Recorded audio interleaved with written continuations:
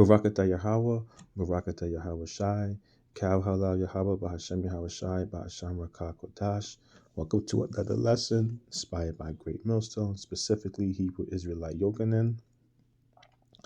This is going to be a piggyback from the previous lesson that was done about destruction is coming and those that seek peace will not be able to find it.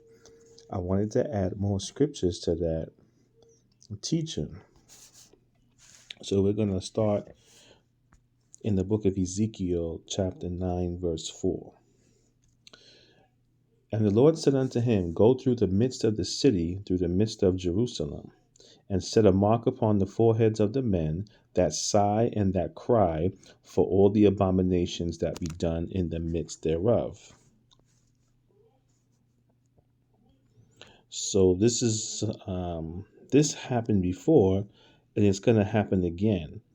There's nothing new under the sun as far as iniquity, wickedness for any heathens, and 2/3.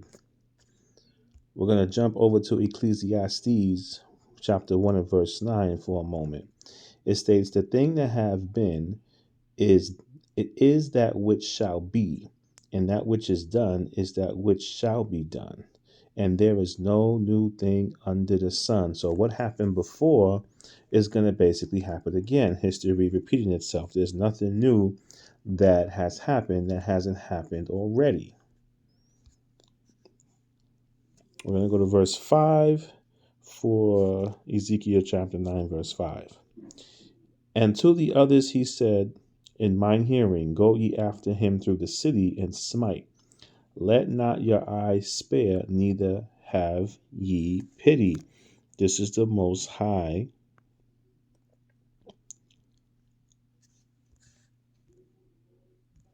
Salakia, this is the Most High dealing with his people.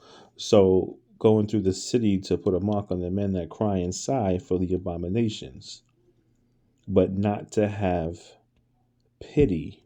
Don't feel sorry for somebody because you may know them or because they may do good works, because they're not crying out for the abominations that are being committed in the land. Verse 6. Slay utterly old and young, both maids and little children and women, but come not near any man upon who is the mark, and begin at my sanctuary. Then they began at the ancient men which were before the house. Slay the utterly young and old. A spiritual mark will be put on the men, women, and children of Israel only for those who are crying out against the abominations, because those are going to be the actual Israelites that are in the hopeful elect status awaiting to receive salvation.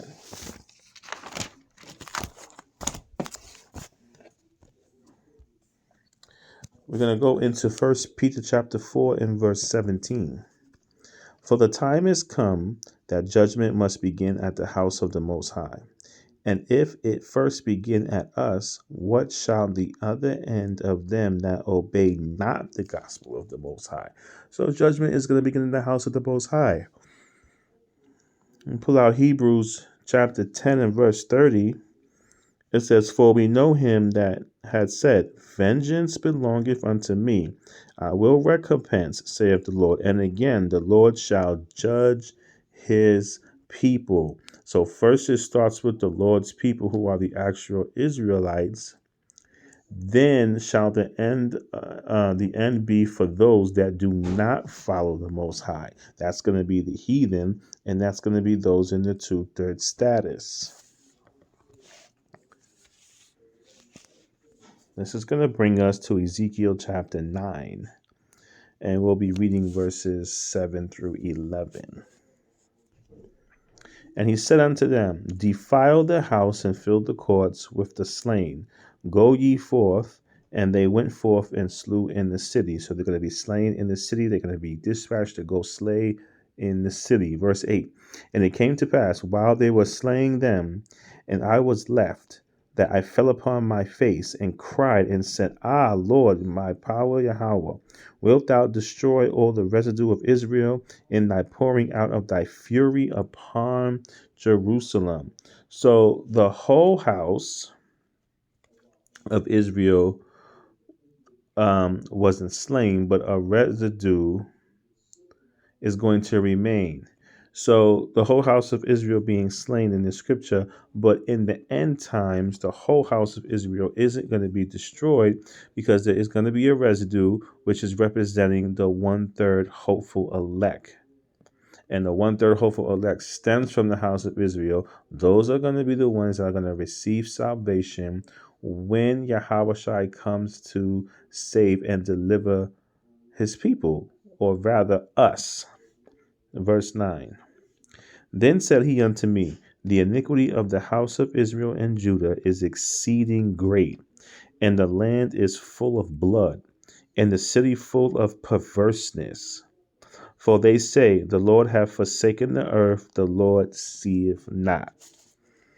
So in actuality, the house of Israel that are not following the Most High, they believe that these scriptures, that these teachings are basically from the white man, because they're not fearing the Most High and they feel that the Most High has forsaken us and doesn't see. But that's not the case. Verse 10. And as for me also, my eyes shall not spare, neither will I have pity, but I will recompense their way upon their head. The Most High is not going to spare or have pity when he comes back to avenge and to save and bring deliverance for the hopeful elect. He's going to come back and destroy our enemies without hesitation, without reservedness. Isaiah chapter 47, verse 3. Thy nakedness shall be uncovered, yea, thy shame shall be seen. I will take vengeance, and I will not meet thee as a man.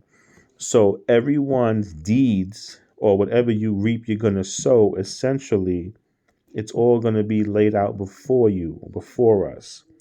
And in this scripture, it's talking about, I will take vengeance. The Most High is coming back to take vengeance for his people and what has been done to us and the atrocities. In the last part of the scripture states, I will not meet thee as a man. He's not coming as a man the way he did before, walking the earth, preaching and teaching. He's coming back in his full power and glory in his celestial body to wage war. Okay, that brings us back to Ezekiel chapter 9 and verse 11. And behold, the man clothed with linen, which had the inkhorn by his side, reported the matter, saying, I have done as thou hast commanded me. All prophecy must come to pass, and the destruction is going to come. Jacob's trouble has started, and the wicked 2/3 that are not following the Most High are going to die a terrible destruction for their disobedience.